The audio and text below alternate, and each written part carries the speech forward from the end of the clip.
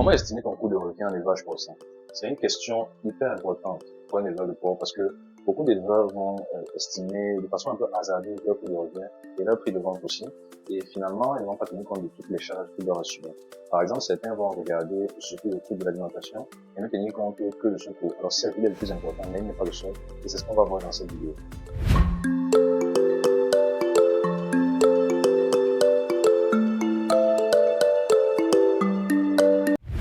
Bonjour à toi, je m'appelle Denis Justin, je suis biologue spécialisé en alimentation animale et en soins vétérinaires. Dans cette vidéo, je te donne des conseils et des astuces pour réussir ton élevage en Afrique. Et dans cette vidéo-ci, on va parler de l'estimation du coût de revient en élevage porcin. Et on va commencer par parler du coût le plus important, celui que tout le monde connaît, l'alimentation. En premier, il faut maîtriser ton coût d'alimentation.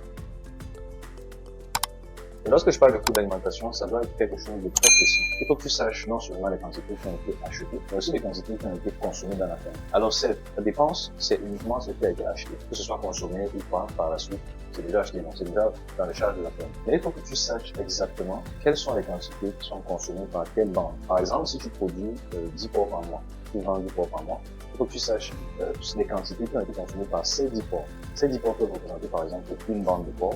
Et il faut que tu saches exactement les quantités consommées par cette bande-là. Il ne faudrait pas par exemple que tu prennes une quantité globale consommée pendant le mois, parce que cette quantité va englober les quantités consommées par la bande de 10 porcs que tu auras vendu pendant ce mois, mais aussi les quantités consommées par d'autres bandes de porcs qui sont dans la ferme au même moment, mais qui ne sont pas encore prêtes pour la vente. Donc finalement, tu vas tout mélanger et tu ne sauras pas quel est le coût de revient exact de ces 10 porcs. Le meilleur moyen de savoir les quantités consommées, c'est d'avoir des fiches de suivi. Fiches de suivi pour chaque bande qui vont te permettre de savoir chaque jour les quantités consommées. Par exemple, tu peux avoir des employés dans la ferme qui vont avoir des fiches qu'ils vont remplir tous les jours. Au moment où ils vont nourrir, ils vont écrire, par exemple, aujourd'hui, on a donné 10 kilos d'aliments finition pour porc à la loge numéro 8, à la salle numéro 8, qui contient 9 porcs, et ces 9 porcs ont un âge de 100 jours ou de 120 jours, par exemple. Et c'est en faisant ça tous les jours que tu pourras avoir des données fiables sur les quantités consommées par chaque salle et par chaque bande, par chaque groupe de porcs dans ta ferme. Maintenant, lorsque tu iras vendre ces 10 porcs, ce groupe de 10 porcs, à la fin de leur cycle, tu sauras exactement les quantités que ces 10 porcs ont consommées pendant tout le cycle et ça va te permettre de calculer le coût de revient. Maintenant, quand tu auras ces quantités pour ces 10 porcs, ici on reprend toujours l'exemple de 10 porcs, lorsque tu auras cette alimentation, ce coût d'alimentation, tu vas diviser par 10 évidemment pour obtenir le coût d'alimentation moyen par rapport dans ce groupe de 10 porcs. Et généralement, ce coût d'alimentation, ça va représenter environ 70% du coût total, du coût de revient total de ta ferme, de tes porcs. Ensuite, tu vas avoir des coûts comme par exemple l'électricité. Si tu as un forage que tu fais fonctionner à l'électricité, tu vas devoir inclure aussi ce coût dans ton coût de revient. Maintenant, c'est là où c'est intéressant d'avoir une production mensuelle. C'est que si tu as une production de 10 porcs par mois et non une production saisonnière, tu pourras mieux calculer tes coûts parce qu'une production saisonnière, ça englobe un peu trop de choses sur une durée trop longue. Si par exemple tu produis 20 porcs tous les 6 mois, ça ne te rend pas assez efficace dans la gestion de tes coûts. Certes, tu pourras facilement calculer tes coûts parce que tu vas juste calculer tout ce que tu as dépensé en 6 mois jusqu'à la sortie des porcs de la ferme et ça te donnera ton coût de revient. Mais quelque part, tu n'optimises pas tes coûts. Tes coûts seront un peu trop élevés par rapport à un éleveur qui produit des porcs et met des porcs sur le marché chaque mois. Ici, par exemple, si tu produis toujours 10 porcs par mois, tu vends 10 porcs par mois, tu pourras prendre par exemple ta facture d'électricité.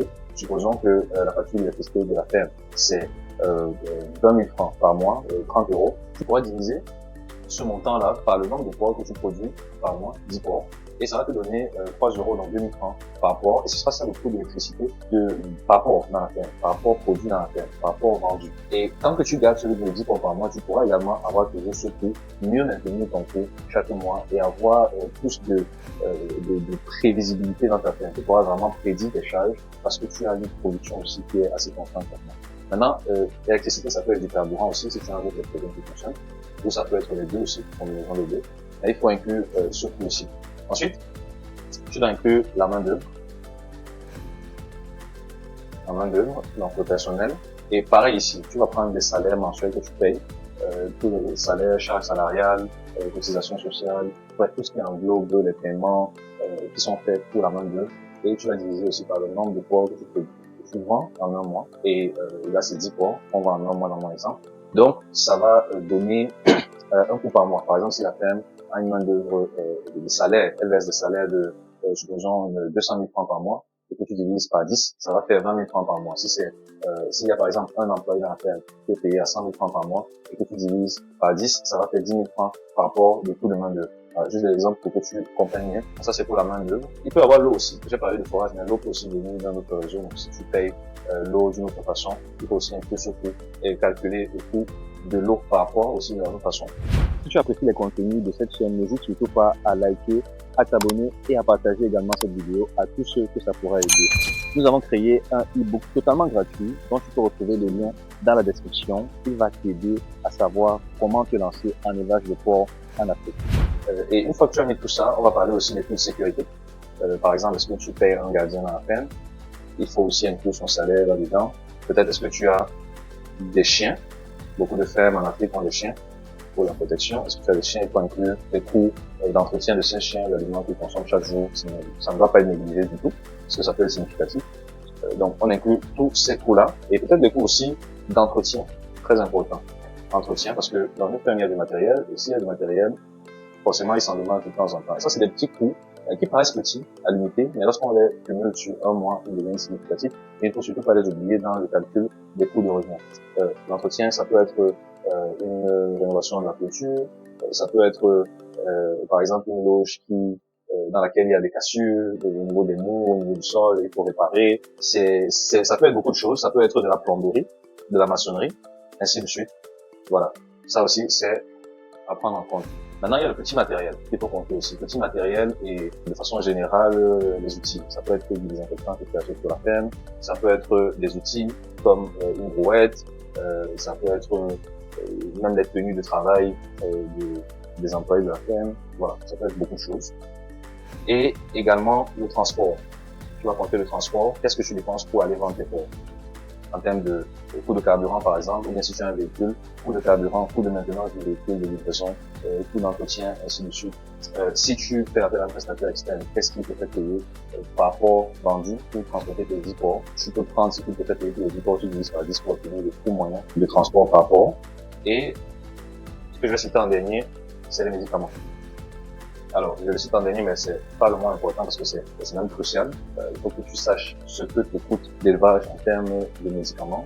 En un cycle de 10 porcs, tu consommes quelle quantité, par exemple, de désinfectants, d'antibiotiques, si tu en consommes, quelle quantité d'additifs, divers types de médicaments, que ce soit curatif ou préventif. Tu dois savoir ce que c'est. Et ça te permet de mieux estimer ton coût de revient. Et surtout dans les factures, tu peux faire une forme de trace qui te permettra après de mieux savoir quels sont tes coûts et être toujours une idée claire de tes coûts mensuels. Pas que le cash soit débouché dans la ferme de façon un peu désordonnée. Non, il faut toujours que tu saches où est-ce que tu vas en ayant une maîtrise de tes coûts.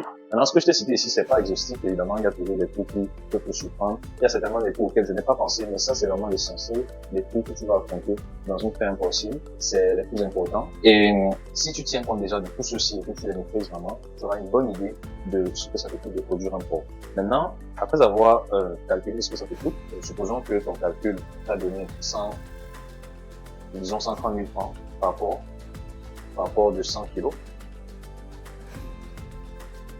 Maintenant, pour calculer ton prix de vente, il va falloir cibler une certaine rentabilité. Maintenant, ta rentabilité, tu vas la fixer en fonction de tes objectifs personnels, mais aussi de ce qu'il y a sur le marché comme offre. Parce que, en fonction de ce que le marché peut accepter, tu vas moduler évidemment ton offre. Tu vas pas aller vendre des porcs à 3 000 francs le kilo, alors que le marché achète à 2 000 francs le kilo, par exemple. Si les porcs se vendent sur ce marché-là à 2 000 francs le kilo, tu vas pouvoir calculer une rentabilité. Tu vas mettre ici 130 000 francs. Si tu multiplies par 1,5 à peu près, ça va te donner 200 000 francs pour des porcs de 100 kilos. Ça, c'est pour 100 kilos. Ça veut dire que 200 000 francs, c'est en vendant à 2 000 francs le kilo, évidemment. Donc, ici, en vendant à 2 000 francs le kilo, c'est-à-dire 200 000 francs pour un porc de 100 kilos, tu auras une rentabilité de 1,5, c'est-à-dire 50% par cycle. Donc, ça veut dire que à chaque cycle, tu vas mettre 130 000 francs de dépenses pour supporter tout ce que j'ai cité là, y compris les coûts de porcelet aussi. Ça aussi, c'est un point important que j'ai oublié. Coûts de porcelet. Si tu es en élevage d'engraissement et que tu achètes des porcelets à l'extérieur, il faut compter le coût de porcelet. Et les 130 000 francs, ça représente l'ensemble de tous les coûts. Maintenant, à ces 130 000 francs là, tu as ajouté une rentabilité de 1,5, c'est-à-dire 50%. Et ça te donne le prix de vente des porcs qui est ton chiffre d'affaires, 2000 francs le kilo, donc 200 000 francs pour un porc de 100 kilos. Et ici, ta rentabilité sera de 50% par cycle. Donc à chaque cycle, tu vas prendre 130 000 francs que tu vas investir sur l'élevage, que tu vas mettre sur tes coûts de fonctionnement de la ferme, les différentes charges, les matières premières et autres. Et tu vas pouvoir à la fin avoir 50% de plus sur cet argent. Donc ce sera un investissement très rentable dans ce cas de figure par exemple.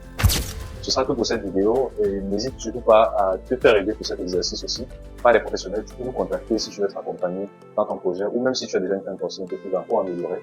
Tu peux appeler ou écrire au numéro qui est dans la description. Merci à toi et à bientôt.